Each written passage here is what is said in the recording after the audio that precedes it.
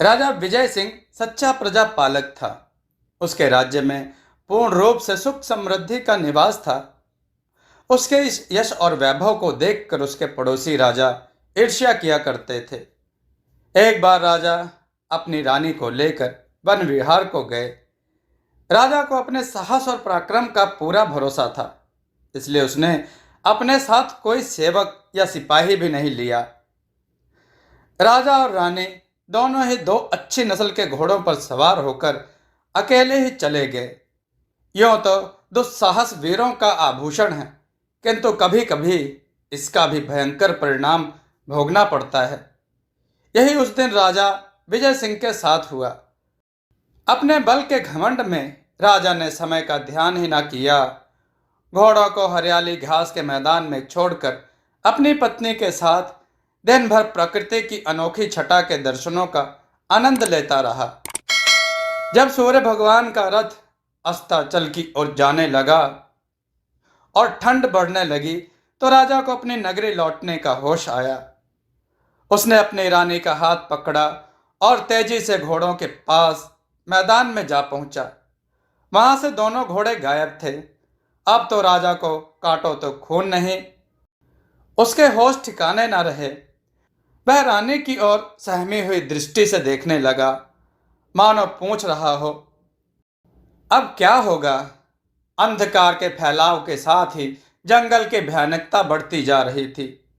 रानी भी मन ही मन कांप उठी, किंतु अपने पति का उत्साह बढ़ाती हुई बोली, घोड़ों को शायद कोई चोर चुरा ले गया है और नगरी तक पैदल पहुंचना संभव नहीं है।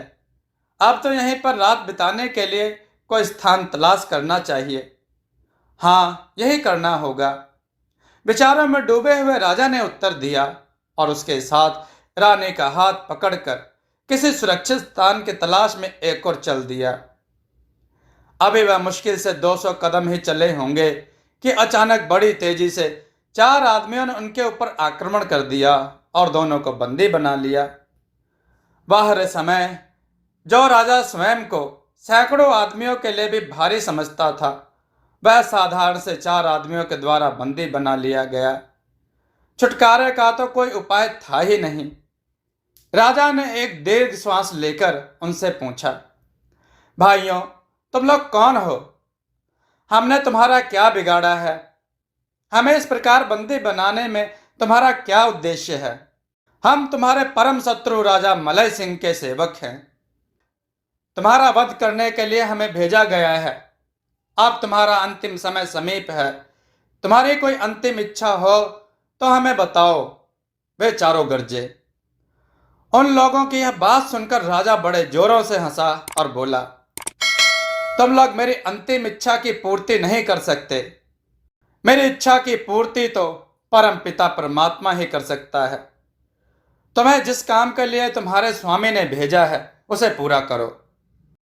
अपने पति की यह वाणी सुनकर रानी बिलक बिलक कर रोती हुई उन लोगों से राजा की मुक्ति को अनुनय विनय करने लगी। उन लोगों पर भला रानी के रोने धोने का क्या प्रभाव हो सकता था। वे निर्दयता पूर्वक राजा को भयंकर जंगल की ओर घसीटने लगे। जब रानी को पक्का निश्चय हो गया कि वे चांडाल उसके पति को मुक्त करने वाले नहीं हैं, तो उसने नारियों के अंतिम हथियार गालियों का प्रयोग करना शुरू कर दिया। वह उन लोगों को चीख चीख कर बुरा भला कहने लगी। रानी की चिल्ल पौ सुनकर वे और अधिक क्रोधित हो उठे और उन्होंने रानी को एक पेड़ से कसकर बांध दिया। रानी गला फाड़ फाड़ कर रोने लगी और राजा भी विवश होकर अपने प्यारी रानी का छटपटाना देख देख कर दुखी होने लगा। भाइयों, तुम मेरा वध करने ही तो आए हो, तो फिर झटपट मुझे मार क्यों नहीं डालते? अपनी रानी रुदन मुझसे देखा नहीं जाता। आह भरकर राजा ने उन लोगों से कहा, शत्रु यदि विवश हो, अपने बंधन में हो, तो मारने से अधिक उसे तड़पाने में आनंद आता है। हम तुम्हें मारेंगे तो सही, जितना अधिक तड़पा तड़पा कर मारेंगे उतना ही अधिक हमें आनंद आवेगा। जोर की हंसी हंसते हुए उन चारों ने एक स्वर से कहा। राजा खून का घूंट पीकर रह गया। उन्होंने पेड़ से रानी को खोल लिया और दोनों पति पत्नियों को घसीटने लगे। राजा ने अपनी रानी को संबोधित करते हुए कहा, प्राण प्रिय, संकट के समय डरपोक और मूर्ख रोया करते हैं। तुम छत्राणी हो, मौत को हंसकर गले लगाने वाली छत्राणी। रोना धोना तुम्हें शोभा नहीं देता। अपने पति की साहसपूर्ण बातें सुनकर रानी को कुछ धीरज बंधा। वह भी चुपचाप उन चारों के पीछे बिना रोए धोए चलने लगी। मनुष्य जब स्थिर चित्त होता है तो विवेक भी ठीक काम करने लगता है। मन स्थिर सामान्य होने पर रानी को अपनी मुक्ति का एक उपाय सूझा। वह इन चारों से बोली, निर्दयी लोगों, इस भयंकर ठंड में मुझसे पैदल नहीं चला जाता। महाराज भी पैदल चलने के अभ्यासी नहीं हैं। अतः या तो हमारे घोड़ों को ला दो, हम घोड़ों पर सवार होकर तुम जहां कहोगे वहीं चलने लगेंगे।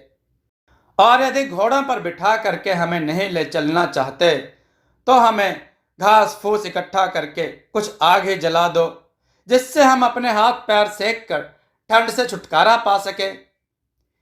घोड़ों पर बिठाकर तो हम नहीं ले जा सकते।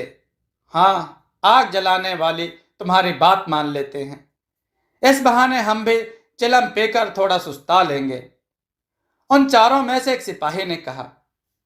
वह शायद चारों में नायक था। उसके इस कथन के साथ ही शेष तीनों सिपाहियों ने राजा और रानी को पेड़ से बांध दिया और आग जलाने का प्रबंध करने लगे।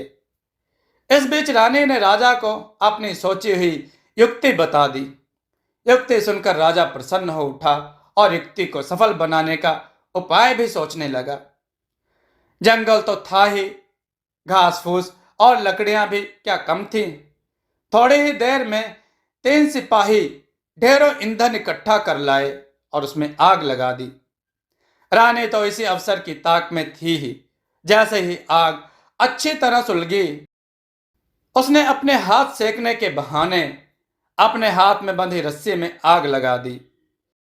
रानी के इस कृत्य से चौंक कर चारों सिपाही उसकी ओर झपटे। इतने ही देर में राजा को अवसर मिल गया। उसने रानी वाली युक्ति से अपने बंधन की रस्सी जला डाली और एक झटके से सब बंधन मुक्त हो गया। बंधन मुक्त होते ही राजा उछला और एक सिपाही के सीने पर तो अपने लातों का भरपूर वार किया और दूसरे सिपाही के सर पर अध जले रस्सी की गांठों का प्रहार किया। अचानक हुए वार से एक सिपाही तो चारों खाने चित्त हो गया, दूसरा पीड़ा के मारे आह भरता हुआ गुड़मुड़ हो गया। रानी भी वीरांगना थी। बंधन मुक्त होते ही तीसरे से वह उलझ गई। चौथा रानी पर वार करने को ही था, तभी रानी की सहायता के लिए राजा आ गया और दोनों की भी खूब मरम्मत की। दोनों पति पत्नियों ने उनके सभी हथियार छीन लिए। हथियार छीनते ही 3 सिपाही तो भीगी बिल्ली बन गए और हाथ जोड़कर अपने कृत्य की क्षमा मांगने लगे। किंतु एक सिपाही तो उन तीनों का नायक था। अहंकार से राजा की ओर घूर घूर कर देख रहा था। वह निशस्त्र और निरुपाय था ही।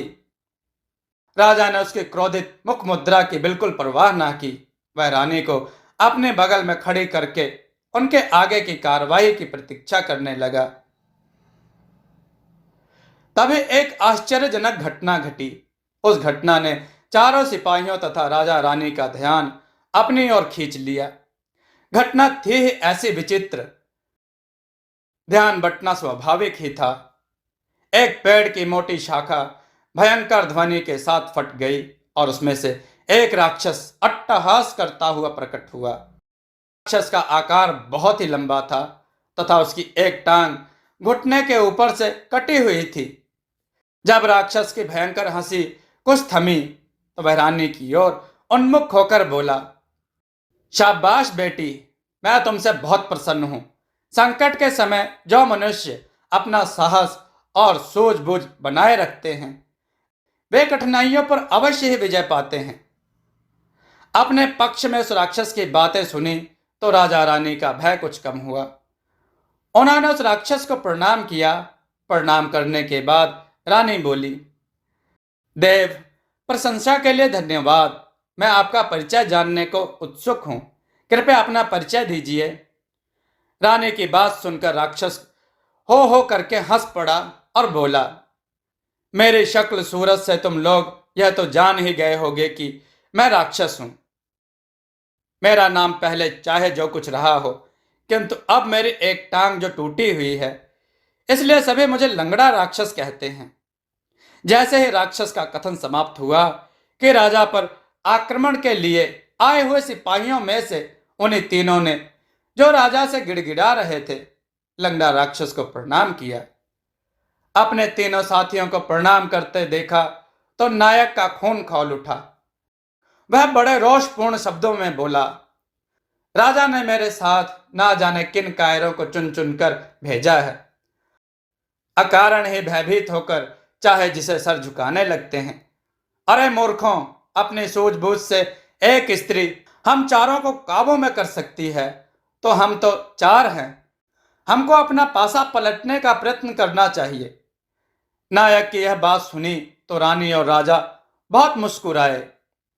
राक्षस ने भी अपनी भयंकर हंसी का ठहाका लगाया। राक्षस को हंसते हुए देखा तो नायक और भी क्रोधित होकर बोला, ऐ लंगड़े, तुझे बहुत हंसी आ रही है। ले, मेरे पुरुषार्थ को तू ही परख। आ मेरे साथ मल्ल युद्ध कर। अरे मूर्ख, मेरे बल की परीक्षा करना चाहता है? ले देख मेरा चमत्कार। यो कहकर राक्षस ने ऊपर आकाश की ओर हाथ उठाया और उस नायक की ओर अपनी उंगली का संकेत किया। तभी चारों ओर से आकर नायक के ऊपर जूते और चप्पल बरसने लगे। पीड़ा से कराहता हुआ नायक भाग खड़ा हुआ। शेष तीनों सिपाहियों ने प्रार्थना की तो अपने चमत्कारी प्रभाव से राक्षस ने उन तीनों को अपने अपने घर भेज दिया और स्वयं अदृश्य हो गया। एक स्वप्न की भांति इस विचित्र घटना के घटित होने पर राजा और रानी आश्चर्यचकित हो उठे। अब ना वहां वह राक्षस था, ना शत्रु के सिपाही। वे पति पत्नी इसी घटना के विषय में बातें करते हुए रात बिताने योग्य किसी सुरक्षित स्थान की खोज में आगे चलने लगे। अभी मुश्किल से वे 100 कदम चल पाए होंगे कि पहले आश्चर्य से भी अधिक विचित्र, चौंकाने वाला आश्चर्य पुनः उपस्थित हो गया। उनके सामने अत्यंत सुंदर भवन ना जाने कहां से प्रकट हो गया। शायद लंगड़े देव ने हम पर कृपालु होकर ही रात बिताने की हमारी व्यवस्था की है। रानी ने अपने पति से कहा, इस घनघोर जंगल में इतना भव्य भवन और वह अचानक प्रकट हो जाए, है तो किसी देवदूत का ही चमत्कार। उसे प्रकट करने वाला लंगड़ा देव है या कोई और, इसका पता तो अंदर चलने पर ही लग सकता है। चलो अंदर चलें। राजा ने अपनी रानी का हाथ अपने हाथ में थामते हुए कहा। रानी ने कोई उत्तर नहीं दिया। वह अपने पति का अनुसरण करती हुई चल दी। वे उस भव्य भवन में प्रविष्ट हो गए। भवन जितना बाहर से सुंदर दिखाई देता था, उससे भी अधिक अंदर से शोभनीय था। भांति भांति के मूल्यवान सुख सुविधा के सभी सामान करीने से सजे हुए थे। प्रकाश की भी बड़ी उत्तम व्यवस्था थी। अचानक से अभिभूत हुए वे पति पत्नी जैसे ही दलान को पार करके भीतर प्रकोष्ठ की ओर बढ़े, तैसे ही दो सेवकों ने उनका स्वागत किया। राजा रानी अभी तक तो आश्चर्य सागर में गोते ही लगा रहे थे, किंतु सेवकों को देखकर तो वे आश्चर्य सागर में बिल्कुल डूब ही गए। वे राजा के निजी सेवक थे। राजा कभी तो रानी की ओर देखता और कभी उन सेवकों की ओर। इस माया जाल का रहस्य उसकी समझ के बाहर था। अपने स्वामी को आश्चर्यचकित देखकर सेवक बोले, महाराज, भोजन का समय हो गया है। आप महारानी जी सहित भोजन कक्ष में पधारें। सेवक की यह बात सुनकर राजा की विचार तंद्रा टूटी। वह सेवक के संकेत के अनुसार चल दिया। भोजन कक्ष में जो अन्य सेवक थे, वे भी राजा विजय सिंह के अपने थे। वे अन्य दिनों की ही भांति वे अपनी अपनी सेवा कर रहे थे।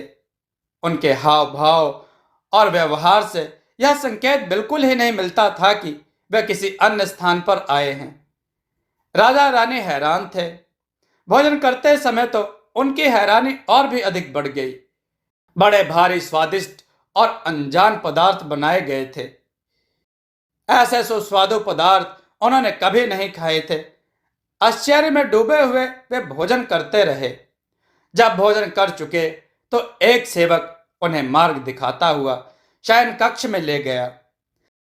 शयन कक्ष में सुनहरे पलंगों पर अत्यंत मूल्यवान तरह तरह के रत्नों से जटित गलीचे बिछे हुए थे। कुछ देर तक तो दोनों पति पत्नी सोच रहे थे कि इस जादुई महल में सोया जाए या नहीं, किंतु चाहे जिसने भी की हो, जिसने इतनी सेवा दी है, वह अपना शत्रु नहीं हो सकता।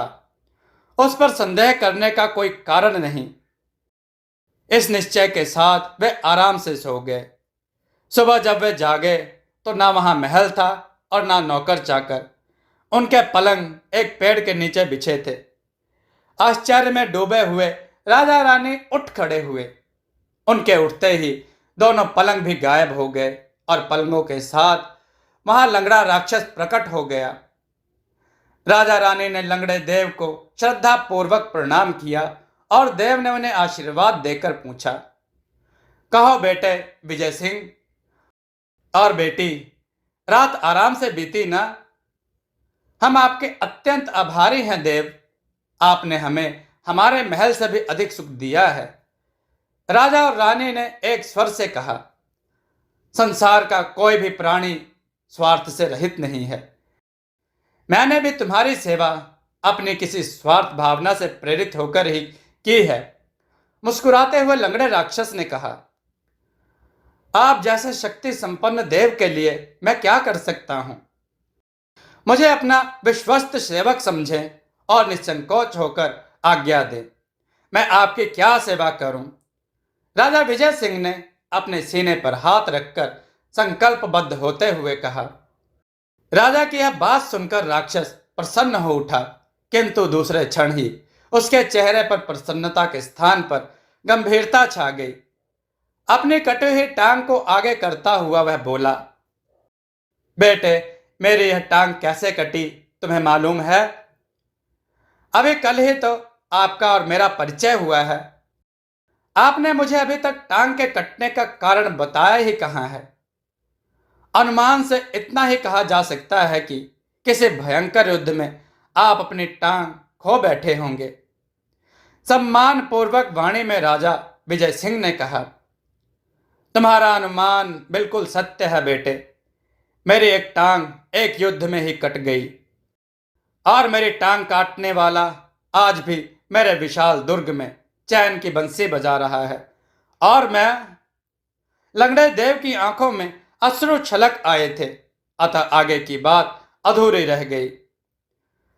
मैं समझ गया देव, आपकी पीड़ा को भली भांति समझ गया। आप मुझे साक्षात मृत्यु से भी लड़ने को कहेंगे तो आपकी आज्ञा से मृत्यु से भी लड़ सकता हूं। आप अब अधीरता त्याग दें और अपने दुर्ग पर पुनः अधिकार प्राप्त करने की योजना बनाएं। उत्साहपूर्वक विजय सिंह ने कहा, योजना बना चुका हूं बेटे। अपनी गीली आंखों के रोमों को पोंछता हुआ देव बोला, बस उसे क्रियान्वित करने की देर है। तो फिर शुभ काम में देर क्या? अपनी योजना को सिद्ध कर डालिए ना। राजा का उत्साह देखकर लंगड़े राक्षस के चेहरे पर पुनः प्रसन्नता नाचने लगी। वह विजय सिंह से बोला, काम बड़ा कठिन है बेटे, किंतु फिर भी मेरा हृदय कहता है कि तुम सभी कठिनाइयों पर विजय प्राप्त करके मेरी युगों से पल रही एकमात्र इच्छा को अवश्य ही सफल करोगे। मैं आपको वचन देता हूं कि अपनी जान की बाजी लगाकर भी आपकी आज्ञा का पालन करूंगा। तो फिर सुनो बेटे, आज मेरा चेहरा तुम्हें जितना भयानक दिखाई दे रहा है, वह कभी बड़ा सौम्य था। मैं अपने मन में पिछले 20 वर्षों से क्रोधाग्नि में जलता रहा हूं। उसे क्रोध ने मेरा चेहरा विभत्स कर दिया है। मैं आज से 20 वर्ष पहले अनंत पर्वत के संपूर्ण क्षेत्र का एक छत्र राजा था। मेरा विशाल दुर्ग था, सेना थी, हाथी थे, घोड़े थे, बेटे बेटी थी, यहां तक कि परमात्मा की कृपा से मैं सभी प्रकार से संपन्न था। मेरा क्षेत्र हर प्रकार से अजय समझा जाता था। मुझे स्वप्न में भी यह आभास न था कि कोई दुष्ट मेरे राज्य पर आक्रमण भी कर सकता है। ओह, लंगड़ा देव शायद अपनी अतीत की घटनाओं में खो गया था। राजा और रानी जो लंगड़े देव की कहानी बड़ी रुचि से सुन रहे थे, उसे चुप होता देखकर बेचैन हो उठे और बोले, फिर क्या हुआ देव? हुआ वही जो अपने राज्य की सीमाओं की चौकसी न रखने वाले किसी भी मूर्ख शासक के साथ हो सकता है। एक दिन पर्वत के उस पार बसे हुए पड़ोसी देश के बर्बर राक्षस राजा धूमा ने अचानक मेरे राज्य पर आक्रमण कर दिया। सीमाएं चारों ओर से असुरक्षित थी ही, उसका विरोध कौन करता? राजधानी में प्रवेश करने पर उसका थोड़ा बहुत विरोध मेरे सैनिकों ने किया, किंतु वह विरोध उसका कुछ ना बिगाड़ सका। वह बड़ी सरलता से मेरे महल में भी प्रवेश पा सका। वह जादूगर भी है। जहां उसने जादू के प्रयोग की जरूरत समझी, वहां जादू का भी प्रयोग किया और नंगे तलवार घुमाता हुआ अचानक मेरे सामने प्रकट हो गया। मैं जब तक संभलता तब तक तो वह दुष्ट अपने खड़ग से मेरी टांग को काट चुका था। अब अपनी जान बचाकर भागने के सिवाय मेरे पास कोई चारा ना रहा। एक विश्वस्त सेवक मुझे अपने कंधों पर डालकर घुड़साल तक ले गया और वहां से हम दोनों दो घोड़ों पर सवार होकर भाग निकले। भागते समय ना हमारा कोई गंतव्य था और ना ही कोई दिशा, केवल प्राणों की रक्षा ही उद्देश्य था। दोस्तों, आपको यह कथा कैसी लगी? अपने विचार और सुझाव कमेंट में जरूर दें। हमारी कथाओं को लाइक करें, हमारे चैनल को सब्सक्राइब करना न भूलें। हमारी कथाओं को शेयर जरूर करें जिससे लोगों को अच्छा ज्ञान प्राप्त हो। जय श्री राम भक्तों।